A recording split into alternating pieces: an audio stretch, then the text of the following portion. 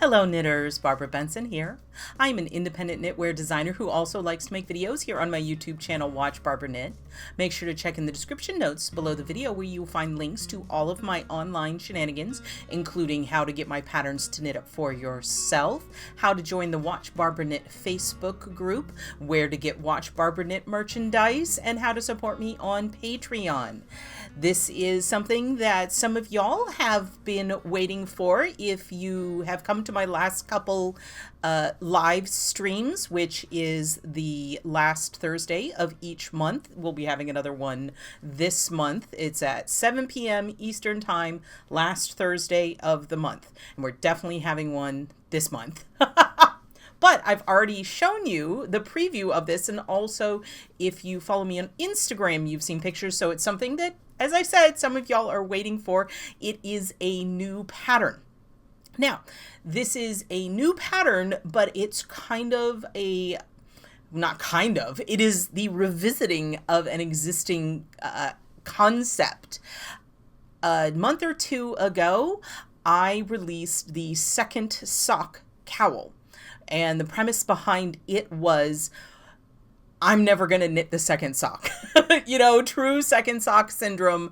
You have a 400 yard, 50-gram skein of sock yarn. That is enough to knit 2 socks. You knit the first sock and then you just never get around to knitting the second sock. And you have a 50-gram ball of fingering eight yarn that's just kind of hanging out and not doing anything. And instead of being like, yes, I will eventually at some unforeseen future knit the second sock, I was like, let's knit a cowl with 50 grams of fingering weight yarn to use up those lonely balls. And I really enjoyed knitting it. It was fast. That particular one, my goal was to make it really a very, very easy pattern. So it's just texture. I'll link to that in the description notes below. And I will also link to the new pattern, which you can see here on my silent partner. So this is pretty much the sequel to the Second Sock Cowl, because really knitting that cowl was almost as close to instant gratification as I've gotten in knitting. I mean, 50 grams of fingering weight just flies by when you're just plain old knitting it in the round on 16-inch needles. And I was like, you know what? I want to knit another one. But it's the same problem as the reason why I never finished that second sock. I never finished the second sock because I don't like knitting the same thing twice. So I wanted the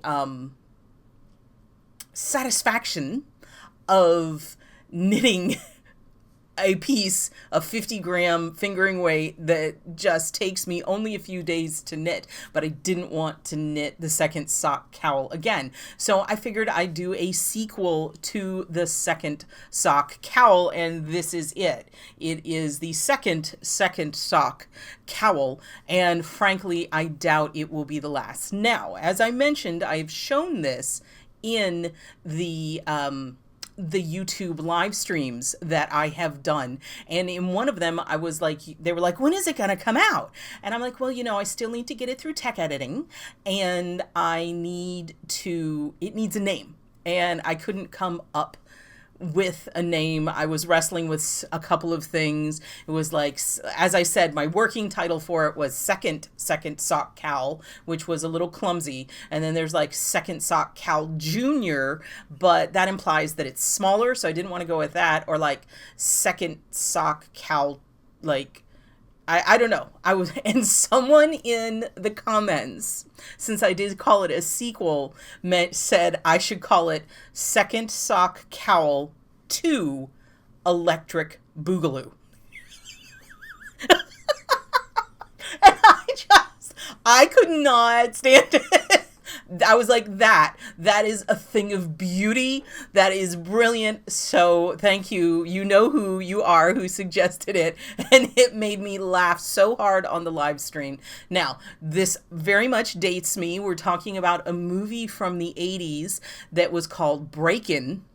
Breakin, and it was like a break dance movie. And then there was Breakin' 2 Electric Boogaloo. So you can look it up. I honestly have never seen the movie, but so this is the Second Sock Cowl 2 Electric Boogaloo. Normally I wait to tell the name after a while, but the story on this one was just too funny. Now, I'm taking off, as I mentioned, it is a cowl. This is only 50 grams of yarn. Look how good this aqua tealy color goes with my magenta top. Very cool. Now, as I said, I didn't want to knit the same thing twice, and I was feeling like knitting some lace. Okay, so this is where we ended up. I looked through my lace books, some of my stitch patterns, and I put a couple different things together and played with it. Now, the yarn. This yarn literally was a partial ball of yarn that I had laying around. I weighed it. It was 60 grams. So I still have some of it still left over around here. So it was a partial skein. This is a great way to use up partial skeins. But I weighed it, and I only used probably in the round of 42 to 45 grams of it, because I wanted to make sure you could get it out of half a ball. And I am 98% confident that this is Life in the Long Grass Moon in the color Poseidon, if that is something you are interested in. As I said, 98 to 99% confident that that is what this yarn is. It definitely has a wool silk content, and you'll see in the photographs, if you click over to Ravelry or over to PayHip, you'll see the photographs I took, and it was really interesting. They almost look like there's like hot spots, and it's that the silk in it was reflecting the sunlight when I was photographing it, which is really, really cool. Now, this is true lace, and that is something we might want to discuss for a moment. There are two different, like, very similar pieces of terminology that can be used. There's lace knitting and knitted lace. Okay? Now, lace knitting is when you have what are considered rest or plain rows in between your rows that have holes, have yarn overs and decreases on it. So the thing that really defines lace is combining yarn overs and decreases so that when you finish that row or when you finish your motif, you haven't gained or lost any stitches. You've just created the holes, which is what creates the lace. So for every increase you have to have a decrease at some point in the pattern. And in lace knitting, you'll have those yarn overs and decreases on one round or row, and then the next row will be a rest row. It'll be a row that doesn't have those increases and decreases on it. If you're knitting flat, that is going typically to be your wrong side row. So it's working lace on the right side row and typically purling or knitting back the wrong side row. In the round, what that looks like is yarn overs and decreases on the right, on the like row 1, and then row 2 would just be just knit or just purl, and then row 3 would be lace, and row 4 would be rest. Okay, that is lace knitting. This is knitted lace. Okay, and what knitted lace is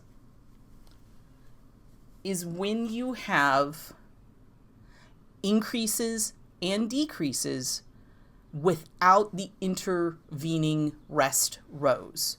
You have the knit two togethers and yarn overs or whatever on every single row around. Now, these columns here are actually lace knitting.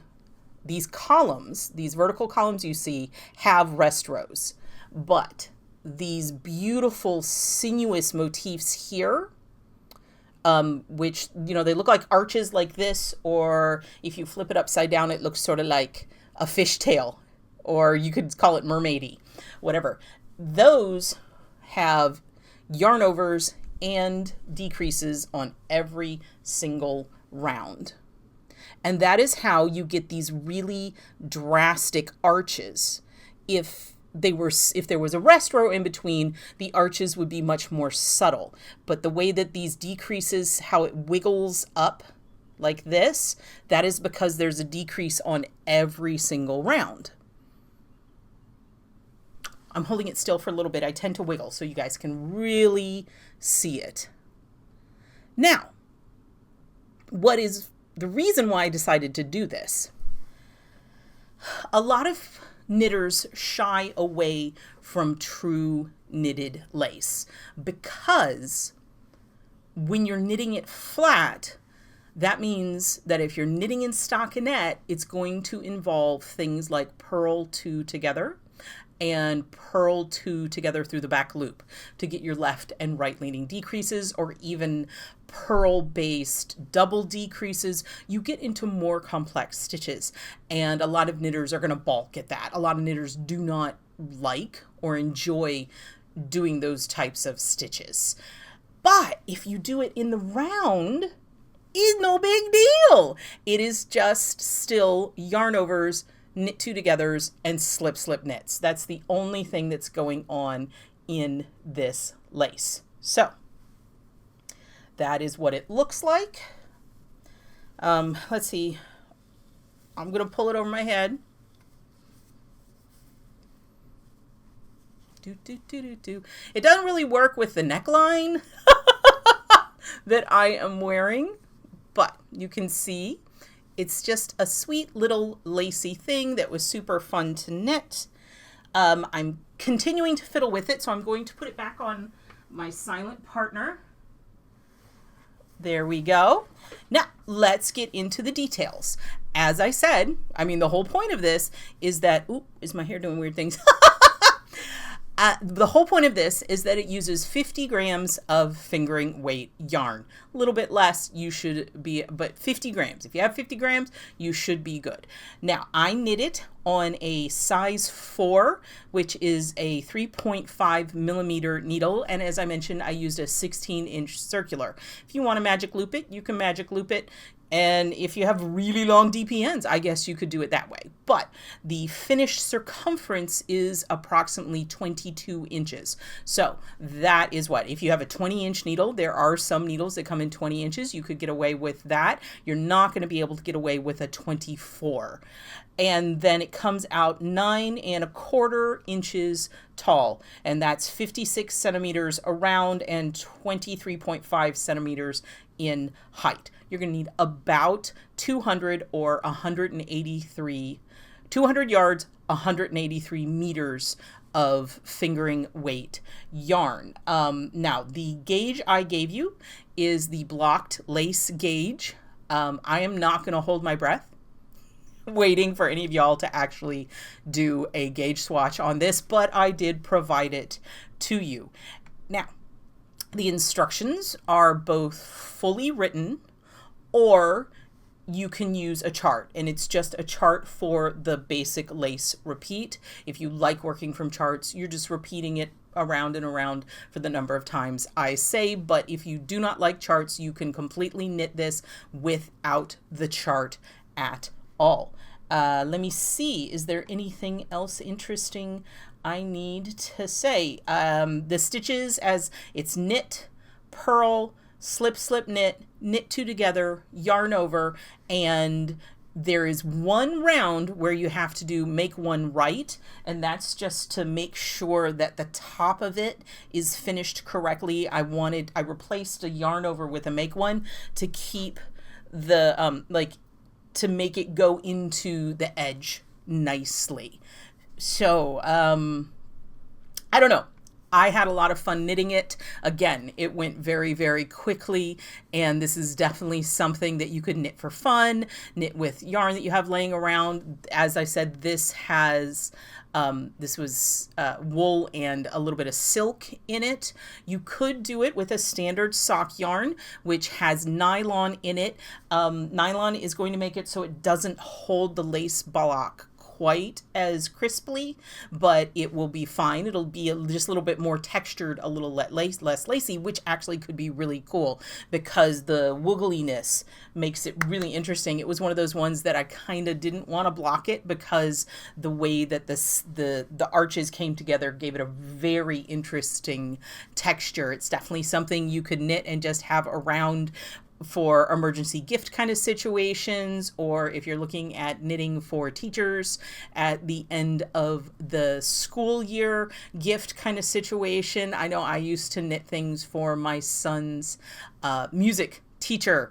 It'd be great gifts to have. You could work on them over the summer and get your holiday knitting knocked out. So whatever. So this is, is there anything else I need to talk about? I don't think so. So this is the Second Sock Cowl 2 Electric Boogaloo.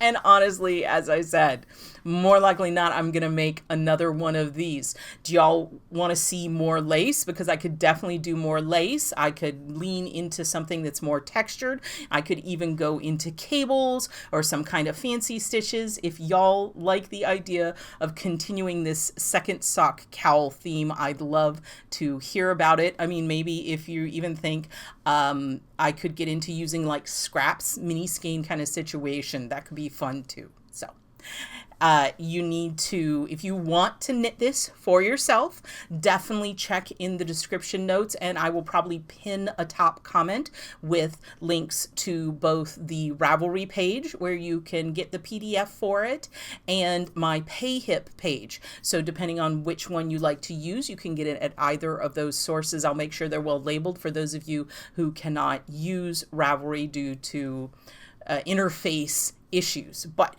you can jump over, you can get your copy of this pattern right now and be knitting ASAP, and I can't wait to see what y'all do. Definitely, if you're in the Facebook group, if you're planning on making it, show me the yarn that you're thinking about making it with.